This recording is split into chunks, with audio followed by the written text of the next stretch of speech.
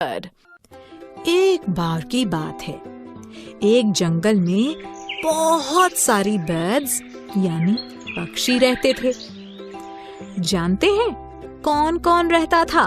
Parrot यानी तोता,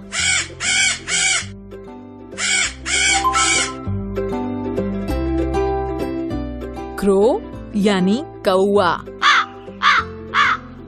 pigeon यानी कबूतर,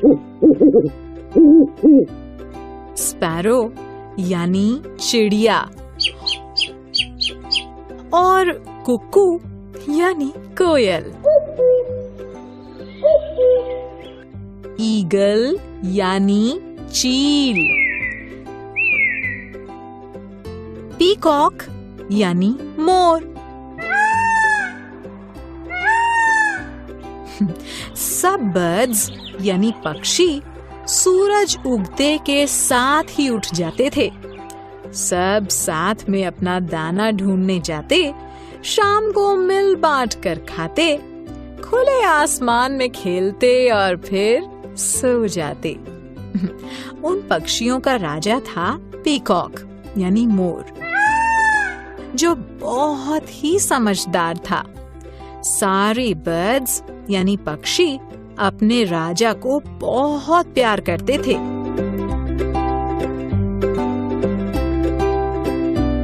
फिर अचानक से एक बार बहुत तेज बारिश हुई।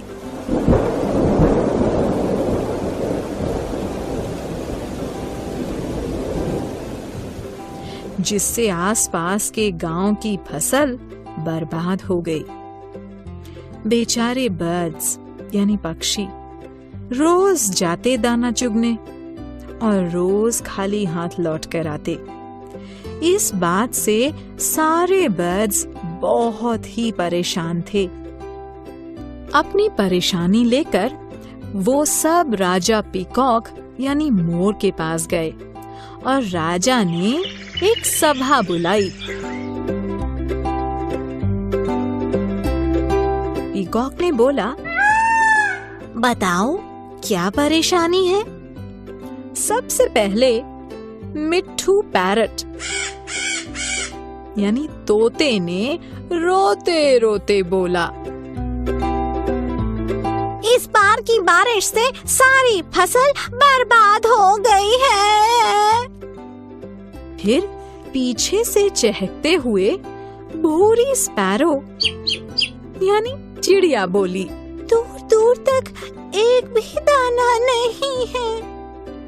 ये सुनकर नीलू पिजन यानी कबूतर गुटर गूं करके बोला, कटरकूं, कटरकूं। ऐसे तो हम सब भूखे मर जाएंगे। काली कुकू यानी कोयल बोली, मैं तो भूख के मारे कूं कूं करना भी भूल गई हूँ। हीरा क्रो यानी कौआ काव काव करते हुए बेहोश होकर गिर पड़ा। सोना ईगल यानी चील ने कहा, मुझे क्या परवाह, मैं तो दाना खाता ही नहीं। जिसको जाना है वो चला जाए।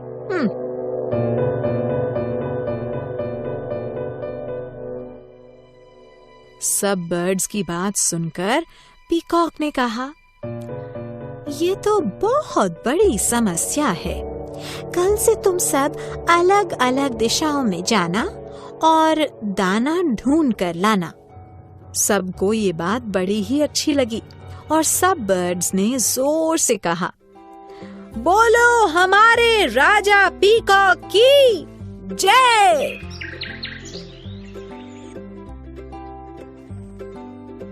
बस फिर क्या था, सुबह होते ही सारे बर्ड्स अलग अलग दिशाओं में उड़ गए। पर मीना मैना यानी मैना बाकी पक्षियों से कुछ आगे निकल गई। वो आराम करने के लिए एक पेड़ की डाली पर बैठी और अचानक से वो क्या देखती है,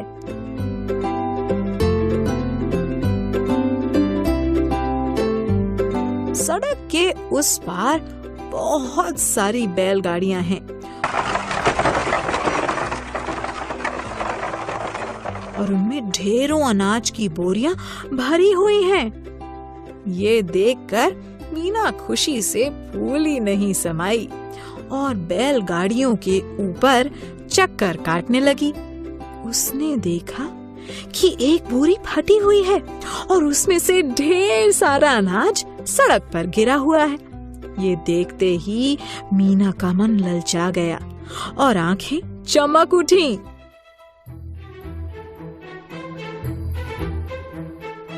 सबसे नजर बचाकर छुपती हुई वो एक बड़े से ढेर के पास बैठ गई और उसने जी भर कर अनाज खाया और बोली, हाँ, वाह, क्या बढ़िया दाने हैं। ऐसे दाने तो मैंने आज तक कभी नहीं खाए। इसके बाद वो जाकर आराम से सो गई।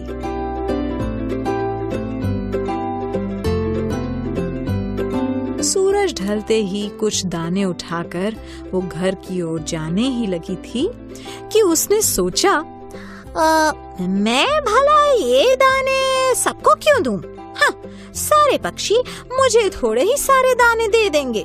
मेहनत मैं करूं और खाना कोई और खाए। हाँ, कभी नहीं।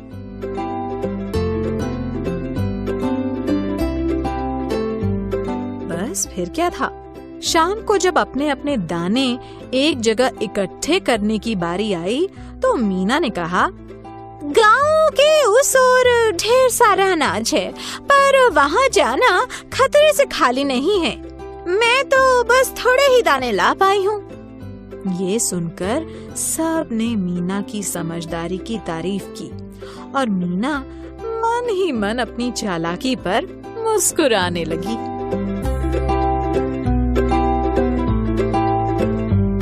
जैसे जैसे दिन बीतने लगे,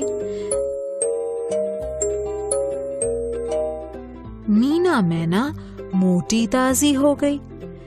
ये देखकर पीकॉक राजा को मीना मैना पर शक होने लगा।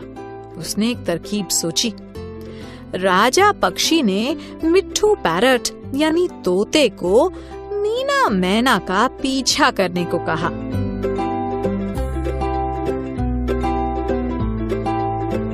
जैसे ही मिट्ठू पैरट ने मीना मैना को अनाज खाते देखा तो पूरी बात उसकी समझ में आ गई। बेचारा मिट्ठू बड़ा ही दुखी हुआ और एक पेड़ की डाल पर जा बैठा।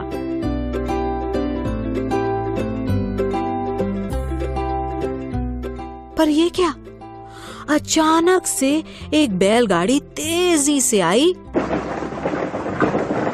और मीना के ऊपर चढ़ गई।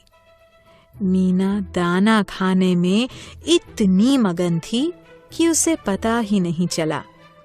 मीना को बहुत चोट आई और मिट्ठू उसे वापस जंगल ले गया।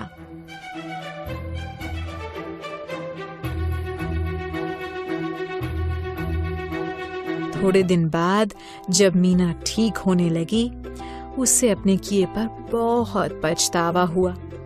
वो लंगड़ाती हुई राजा पक्षी के सामने गई और उसने माफी मांगी। राजा पक्षी ने उसे कहा, ये सब तुम्हारे सेल्फिश यानी स्वार्थी होने का नतीजा है।